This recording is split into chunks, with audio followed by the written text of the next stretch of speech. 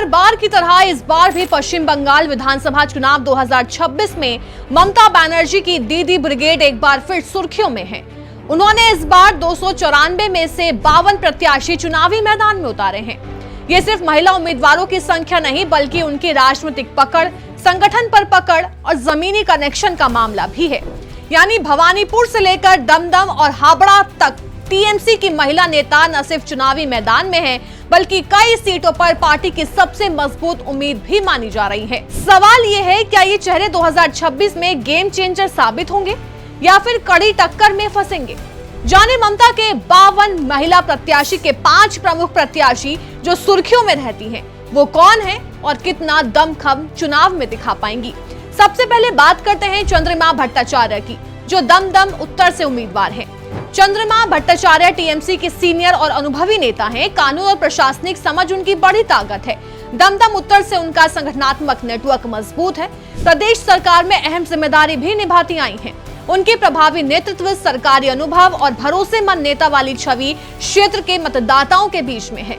BJP ने advocate Arijit Bakshi को उनके खिलाफ मैदान में उतारा है।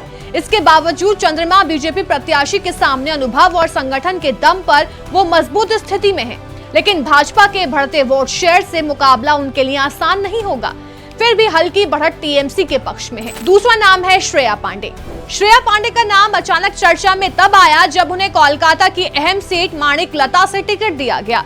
ये सीट पहले उनके परिवार के राजनीतिक प्रभाव से जुड़ी रही। वो पूर्व मंत्री साधन पांडे के परिवार से आती हैं, जिनकी विरासत को आगे बढ़ाने की जिम्मेदारी अब उनके कंधों पर है। श्रेया का सियासी करियर अभी शुरुआती दौर में है, लेकिन उन्हें फैमिली लेगेसी प्लस टीएमसी संगठन का डबल फायदा मिलता दिखाई दे रहा है। उनकी खासियत ये है कि वो युवा चेहरा, लोकल नेटवर्क और भावनात्मक कनेक्शन जो सहानुभूति वोट में बदल सकता है। भाजपा के तपस रॉय उन्हें यहां से चुनौती दे रहे हैं। अगर टीएमसी का पारंपरिक वोट और सहानुभूति फैक्टर काम करता है तो श्रेया पांडे मजबूत स्थिति में होंगी, लेकिन अनुभव की कमी और भाजपा की शहरी पकड़ उन्हें कड़ी चुनौती दे सकती है। मुकाबला टफ, लेकिन झुकाव टीएमसी की ओर माना जा सकता है। अब तीसरा नाम है नयना। नयना बंगाल की जानी मानी अभिनेत्री से राजनेता बनी और लंबे समय से चौरंगी सीट से विधायक हैं। उन्होंने 2001 में बाऊ बाजार से शुरुआत की और 2014 से लगातार चौरंगी सीट पर मजबूत पकड़ बनाए हुए हैं। उनकी खासियत है कि वो सेलिब्रिटी इमेज, जनता के बीच पहचान और लंबे समय का राजनीतिक अनुभव है। हालांकि बीच बीच में संगठन के भीतर असंतोष और प्रदर्शन को लेकर सवाल भी उठे हैं। इस सीट पर भाजपा के संतोष पाठक चुनाव लड़ रहे हैं। चौथा नाम है नंदिता चौधरी। नंदिता चौधरी हावड़ा दक्षिण से मजबूत विधायक हैं। 2021 में जीत कर आई थी।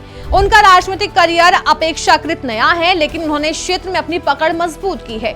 उनकी खासियत है कि वो ग्राउंड लेवल कनेक्ट, महिला वोट बैंक पर प्रभाव और स्थानीय मुद्दों पर सक्रियता। हावड़ा एक औद्योगिक और शहरी मिश्रित सीट है, जहां हर चुनाव में कड़ा मुकाबला देखने को मिलता है। नंदिता चौधरी के पास इनकम्बेंसी का फायदा है, लेकिन यही एंटी इनकम्बेंसी में भी बदल सकता है।